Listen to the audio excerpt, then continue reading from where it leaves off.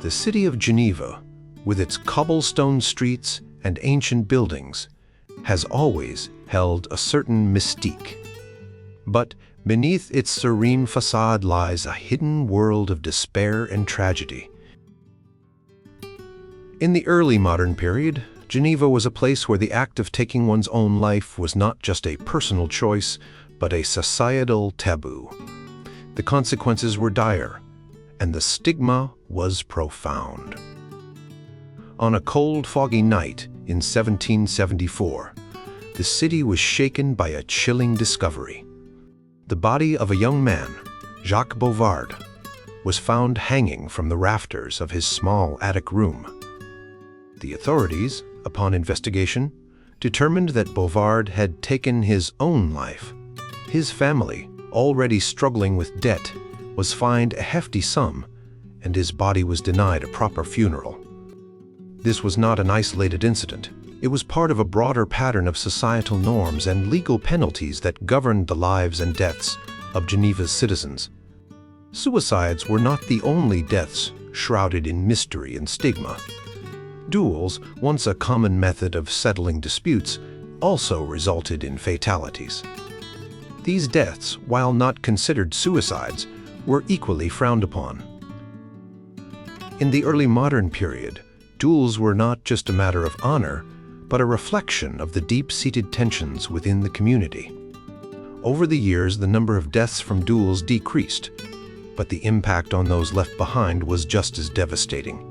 The historian Jack Douglas, in his groundbreaking work, The Social Meanings of Suicide, delves into the complexities of these issues. He argues that official statistics can be misleading, and a deeper understanding is needed to grasp the true nature of these tragic events. Sociologists like J. Maxwell Atkinson have also questioned the reliability of official data, suggesting that the real picture is often more nuanced. Victor Bailey, in his study of suicide in a Yorkshire town during the 19th century, provides a methodology that aligns with the approach taken here. By examining the social and cultural context, Bailey offers insights into the motivations and circumstances surrounding these deaths. Emile Durkheim, a pioneering sociologist, classified suicide into different types based on the methods used. For example, shooting oneself is considered a positive act, while refraining from eating is a negative act. This classification helps in understanding the varying degrees of intention and desperation that lead to these tragic outcomes. The records of Geneva's early modern period reveal a grim reality. From 1 March 1616 through 1650, 16 suicides were officially recorded, resulting in an annual suicide rate of 3.5 per 100,000 people. This rate, while not alarmingly high, is a stark reminder of the human suffering that existed beneath the city's polished exterior. As the years passed, the rate fluctuated with peaks and valleys reflecting the changing social and economic conditions of the time. One of the most striking periods was the late 18th century, particularly the year 1793. During this time, Geneva's population was in decline due to political upheaval. The city, which had around 29,000 inhabitants in 1790, saw its population drop to 24,331 by 1798. The suicide rate for 1793, based on the lower population estimate, was a staggering 69.9 per 100,000 people, reflecting the extreme stress and turmoil of the times. In 1835, Guillaume Prévost, a judge and conseiller d'État in Geneva, published a treatise on suicide. His findings for the decade 1825 to 34 showed that there were 133 suicides in the canton of Geneva, with a peak year in 1833 when 24 people took their lives. This rate, while still high, was a significant decrease from the previous century, indicating a gradual shift in societal attitudes and possibly better support systems. The methods used to commit suicide also varied over time. Drowning was a common method, especially among women. In the early modern period, 51.9% of female suicides ended their lives by drowning, compared to 26.1% of men. This difference highlights the gender-specific challenges and social pressures faced by women in Geneva. Falls, often from high places, were another frequent cause of death. The records show that many of these falls were accidental, particularly among laborers and construction workers. However, some were undoubtedly suicides, such as the case of Jean-Louis Diffenot, a 75-year-old carpenter who jumped from his window hours after his wife's death. The city's social and economic dynamics played a crucial role in shaping these patterns. The nightlife in Genevan taverns and cercles, as described by Karen Walker, provided a backdrop for many of these tragic events. The lure of alcohol and social gatherings often led to reckless behavior, and in some cases, to deadly outcomes. As the 18th century progressed, the city's population and infrastructure grew, leading to new challenges. The increase in construction activities resulted in more accidents, particularly among laborers. The deaths of children from falls, often from windows or balconies, were also a stark reminder of the dangers that lurked in everyday life.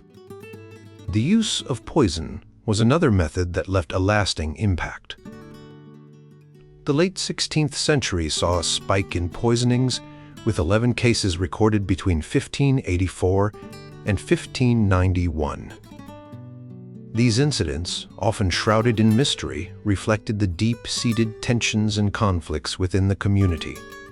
Each of these stories, whether of a young man hanging in his attic, a woman drowning in the river, or a laborer falling from a scaffold, is a piece of a larger puzzle. They paint a picture of a city grappling with the complexities of human nature and the harsh realities of life. Geneva, with its rich history and cultural heritage, was not immune to the dark undercurrents that shaped the lives of its inhabitants. The city of Geneva, in the late 1700s, saw a sudden rise in suicides. To understand why, we need to look at how people thought about suicide back then and how the law dealt with it. This means delving into the ideas of John Calvin, the famous theologian, who had a big influence on Geneva's religious and moral life. Calvin, a key figure in the Reformation, didn't write much about suicide. But in the few times he did, his message was clear. Suicide is wrong because it goes against God's will. Calvin believed that God gives us life, and only God has the right to take it away. When someone takes their own life, they are disobeying God, which is a serious sin. Calvin used a powerful image to explain this. He compared life to a soldier on duty. Just as a soldier must stay on watch until their commander tells them to leave, a person must live until God calls them to heaven. Calvin said, "Let us wait for the highest commander, who sent us into this world, to call us out of it. Who would praise a soldier who, ordered to be on sentry duty, attacked the enemy to gain praise for bravery? Truly, he would be accused of rashness and punished God, who sent us into this world, wants us to stay, and he has placed us to do so." This idea of waiting for God's command to leave life was a common argument against suicide, one that had been used by philosophers like Pythagoras for over 2,000 years. Calvin also saw suicide as a sign of pride and impatience. He believed that the true virtue for Christians was faith, hope, and humility. When people take their own lives, it's often because they can't bear the shame or disgrace of their situation. Calvin thought this was a sign of arrogance and a lack of faith in God. He said, "Nearly all heathen praise those who, like Saul, took their lives rather than suffer ignominy and disgrace." Calvin was referring to the Stoics, a group of ancient philosophers who believed that suicide could be a noble act if it was done rationally. For example, Cato of Utica, a Roman hero, chose to kill himself rather than surrender to Julius Caesar. Stoic philosophers like Seneca, who was also forced to commit suicide, saw Cato's death as a brave and honorable act, but Calvin strongly disagreed with this view. He believed that Christians must endure hardships and not give in to the temptation to end their lives. He said that if God allows people to suffer, it's not to make them despair, but to guide them back to the right path. Calvin taught that true courage means facing difficulties with patience and faith. Calvin's ideas had a lasting impact on how people in Geneva thought about suicide.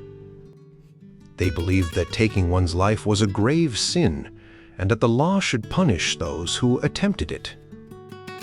This strict view of suicide persisted for many years, shaping the way people in Geneva and other Reformed communities dealt with mental distress and despair.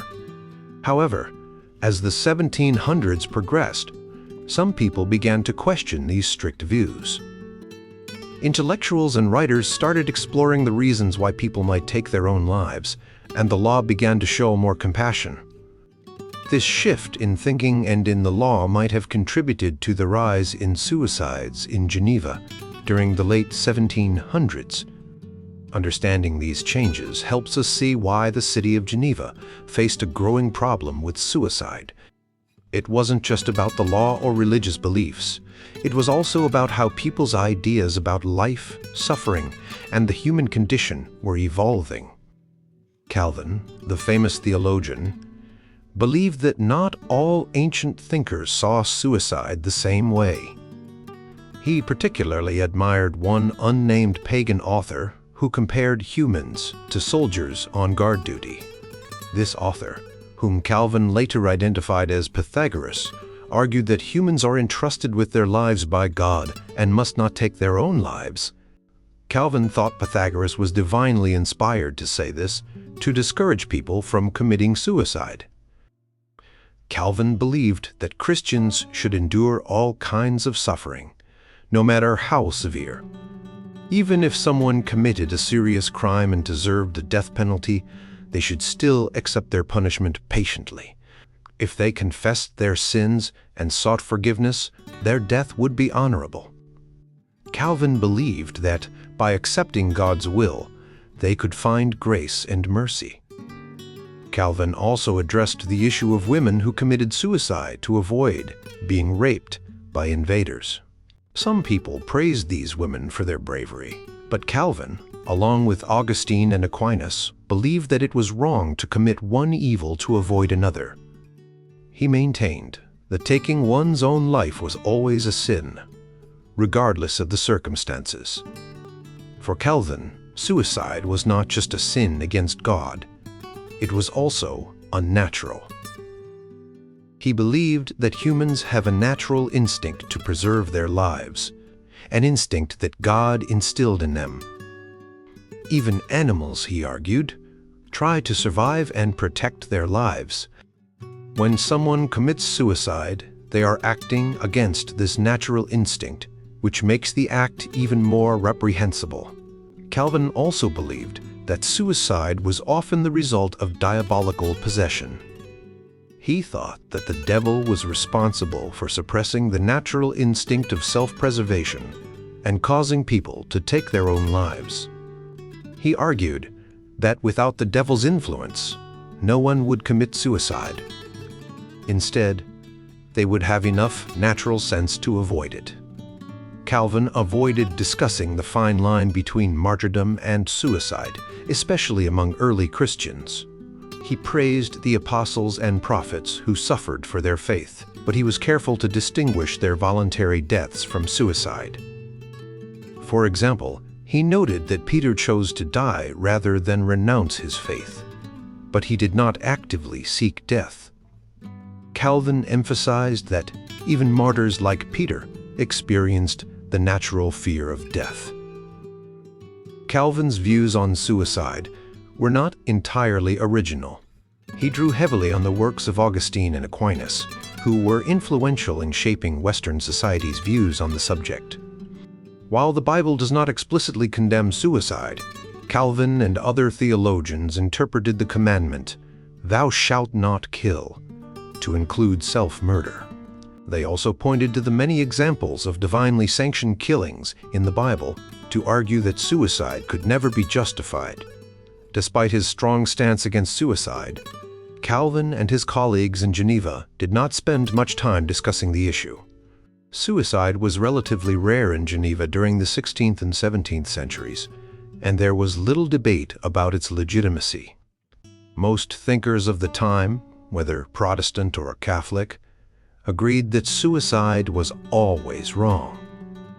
While Renaissance literature and drama often depicted suicide, most writers and thinkers still viewed it as morally reprehensible. One of Calvin's contemporaries, Lambert Desnos, also wrote about suicide in his work Ethicis Christianae. Desnos criticized the admiration some ancients had for famous suicides, like Cato of Utica and Lucretia. He agreed with Roman jurists who condemned suicide to avoid punishment, and with poets like Virgil and Martial who portrayed suicide negatively. Desnos also cited Augustine and other Christian thinkers who condemned suicide, arguing that it was unchristian to take one's own life. In Geneva, the lack of concern about suicide reflected both its rarity and the widespread agreement that it was morally wrong. The few who defended suicide, like John Donne, were outliers. Overall, the consensus among 16th and 17th century thinkers was that suicide was a terrible crime against both God and society, a view that would not be seriously challenged until the Enlightenment. In the 16th and 17th centuries, Geneva, a city deeply influenced by the teachings of John Calvin, had very strict laws against suicide. Calvin and other religious leaders believed that suicide was a grave sin, often caused by the influence of the devil. Because of this belief, the city's magistrates or judges handed down harsh punishments for those who took their own lives. For example, if someone committed suicide, they were often denied a proper burial. This meant that their body could not be buried in a regular cemetery with the usual funeral rites. Instead, they might be buried at night, outside the city, or even in a place where executed criminals were buried.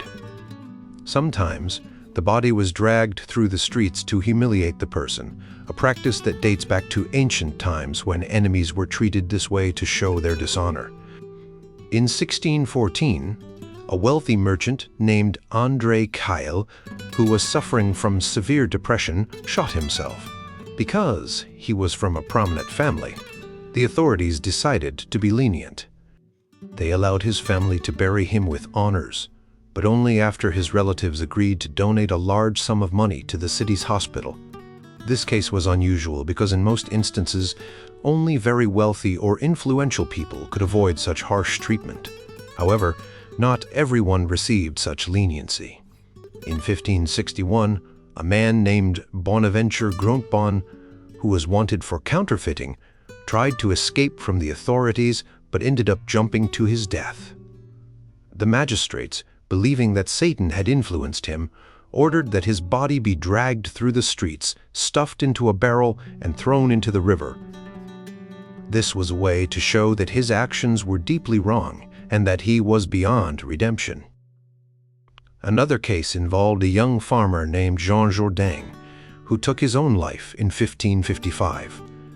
His body was dragged through the streets and then impaled outside the city. A public display meant to serve as a warning to others. Similarly, in 1564, a woman named Julienne Berard, who was terrified of facing the city's religious leaders, threw herself into the river. Her body was dragged to a place called Champel and buried there, a common practice for suicides. The city's laws also punished the families of those who committed suicide. In 1568, an ordinance was passed that allowed the government to take all the property of someone who had taken their own life, unless they were considered mentally unstable. This meant that families could lose everything if a member committed suicide. The city was also strict with people who attempted suicide but failed. In 1556, a man named Gervais Nadelier tried to hang himself but was saved. He was whipped and banished from the city, a harsh punishment meant to deter others from following his example. In 1600, a woman named Paula Aylod, who tried to hang herself after being beaten by her husband, was also whipped and banished. These punishments were not unique to Geneva. Other parts of Europe, both Protestant and Catholic, had similar practices. In medieval times, the bodies of suicides were often denied proper burial, and their property could be confiscated. In some places, like England, the bodies of suicides were buried at crossroads with a stake through the heart, a practice meant to prevent their spirits from haunting the living. Despite these harsh penalties, some argue that the treatment of suicides in Geneva was not particularly more severe than in other parts of Europe. Calvin himself believed that the treatment of a person's body after death was not as important as their soul's fate in the afterlife. He taught that God would ultimately decide the fate of the souls of those who committed suicide, regardless of how their bodies were treated. In the end, the laws and practices surrounding suicide and Reformation Geneva reflect the deep religious beliefs of the time, where the fear of divine punishment and the influence of the devil played a significant role in how society dealt with this tragic act. Calvin, a key figure in the Reformation, had strong views on burial rituals. He thought many traditional burial practices were filled with pagan superstitions and ideally wanted to get rid of them altogether. When Calvin himself passed away, he asked for a simple burial with no prayers or words spoken. However, the people of Geneva, where Calvin lived, didn't fully agree with his ideas. They still held on to some old customs like wearing black mourning clothes and singing psalms at the cemetery. One of the practices Calvin didn't like was the way criminals were treated after death.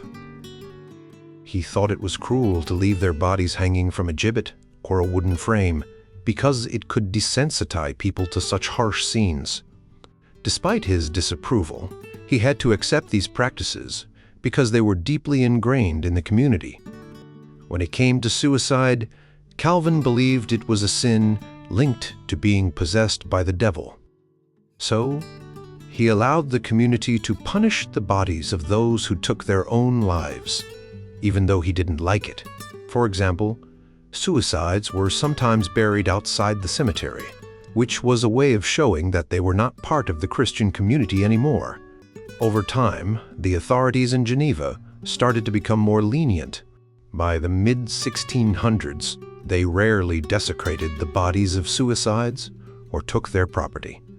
Instead, they might just deny the person a proper burial as a way to show disapproval. For example, in 1631, a soldier named Pierre Grissy tried to kill himself because he was feeling very sad.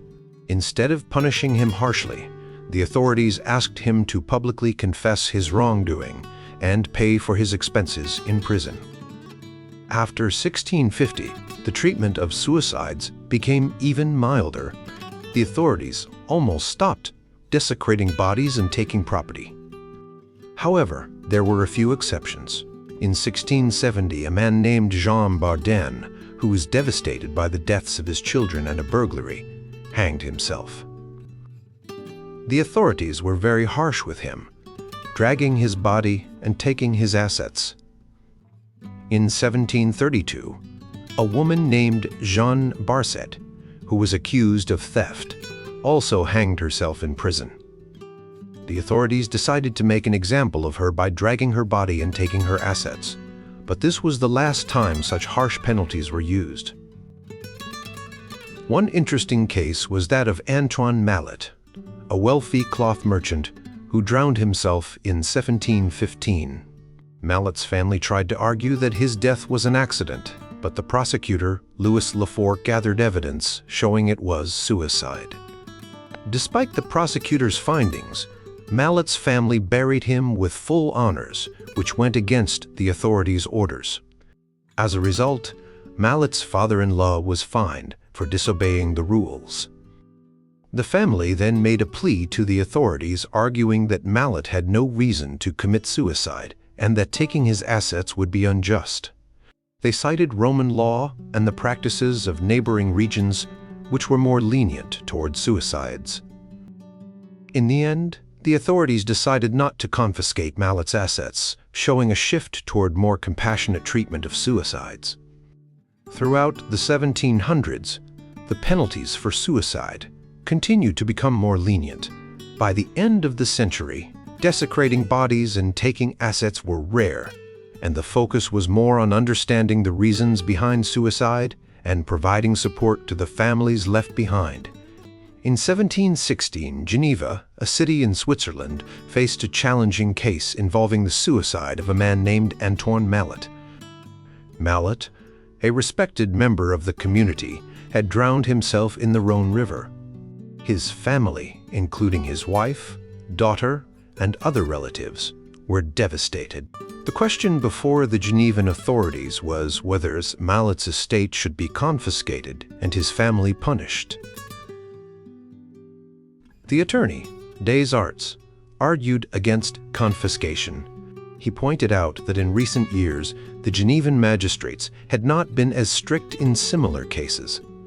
For instance, when poor people committed suicide, their meager belongings were not confiscated.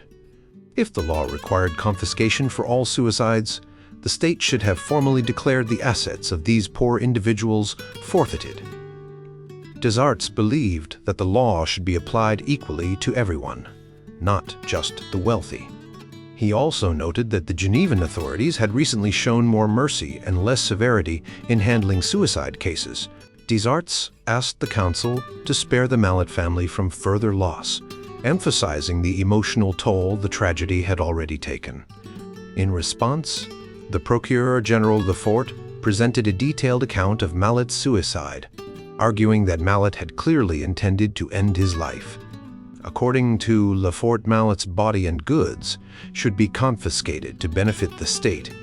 The small council agreed that Mallet's death was a suicide, and in what they claimed was an act of mercy rather than severity, fined the Mallet estate 2,000 ekis and ordered the family to pay court costs.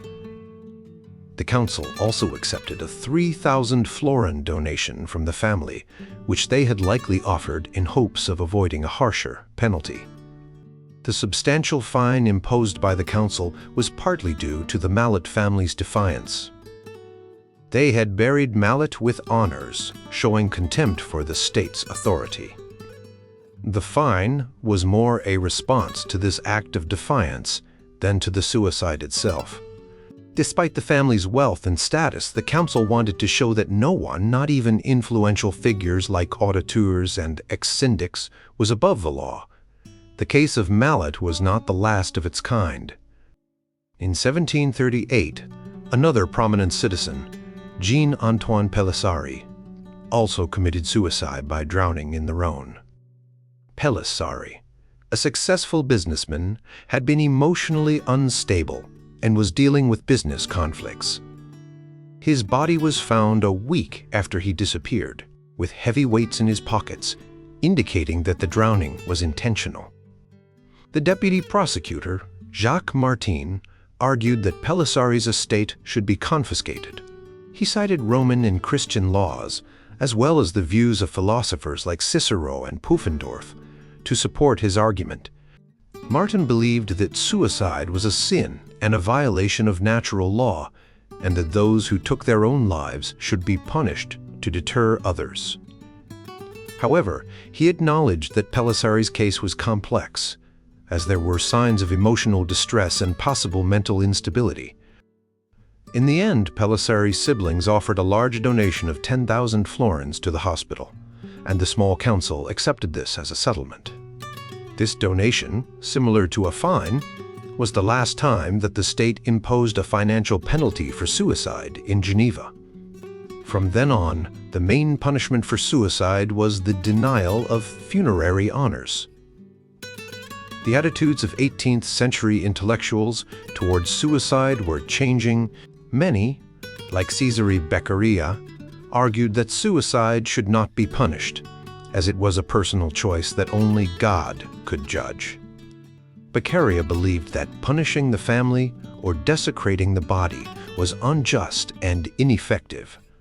He and others also admired certain historical figures who chose to die rather than submit to tyranny, such as Cato of Utica. These changing views reflected a broader shift in thinking about suicide, moving away from harsh penalties and towards more compassionate and understanding approaches. While the Genevan authorities still grappled with how to handle such cases, the ideas of intellectuals like Beccaria were slowly influencing the way society viewed and responded to suicide. In the 18th century, in France, a lot of thinkers known as the philosophes had a lot to say about suicide. They didn't all agree, but many of them thought that people should have the right to choose death if their life became too hard to bear. Montesquieu, a famous philosopher, wrote a book called Persian Letters, where he used the character of Uzbek to question why Europeans punished people who tried to take their own lives. Uzbek wondered why someone would be stopped from ending their suffering if their life was miserable and they no longer benefited from society. Montesquieu believed that people had the right to end their own lives, and he thought that the fear of becoming insignificant in the vast universe was what made people oppose suicide. Voltaire, another well-known philosopher, also supported the idea that people could choose to end their lives if they were suffering terribly. He wrote about a man named Mark Pictet, who was in so much pain that he decided to end his life by drowning in the Rhone River. Voltaire believed that Pictet's decision was rational, and that it was better for him to end his suffering. In his book, The Philosophical Dictionary, Voltaire discussed the story of Cato, a Roman who chose to kill himself rather than surrender to his enemies. Voltaire saw Cato's act as a brave one, not a sign of weakness. He also noted that different cultures had different views on suicide. For example, women in some parts of India would kill themselves when their husbands died, a practice that seemed strange to Europeans. Voltaire argued that punishing the families of suicides was unfair and that the Bible didn't explicitly forbid suicide. Voltaire's characters, in his stories, often thought about death. In Candide, there's an old woman who had faced many tragedies and often thought about ending her life, but never did. In L'Ingénue, the main character, who was unjustly imprisoned and heartbroken, asked a priest if it was wrong to take his own life. The priest, who believed that suffering was good for the soul, said it was wrong, but the story suggests that sometimes, in extreme situations, suicide might be justified. David Hume, a Scottish philosopher, wrote a powerful defense of suicide called On Suicide. He believed that people should have the right to end their lives if they were suffering from an incurable illness. Hume argued that humans are part of nature and should be free to make decisions about their own lives, just like they would avoid a falling stone.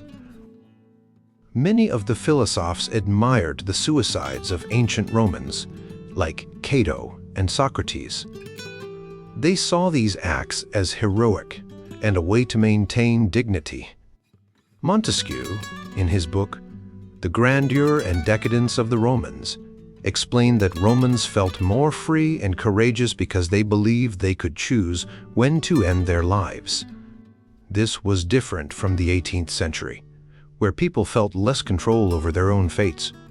However, not all the philosophes agreed. Jean-Jacques Rousseau, for example, had mixed feelings about suicide. He thought that in some cases, like when someone was terminally ill, it might be understandable, but he also believed that people have responsibilities to others and that an active life could help overcome despair. Rousseau was particularly moved by stories of love that ended in suicide, like the tragic tale of Thérèse and Foldoni. who killed themselves when they couldn't be together. Madame de Staël, a writer and thinker, was fascinated by suicide, especially when it was driven by love. She wrote about characters who ended their lives because of deep emotional pain, and even suggested that Rousseau might have taken his own life after a betrayal. Later in life, though she changed her mind and regretted her earlier support for suicide, other thinkers like Diderot were more critical of suicide. They believed that people had a duty to society, and that ending one's life was a selfish act that could hurt others. Diderot emphasized the importance of serving others and thought that people should find ways to cope with their problems rather than giving up.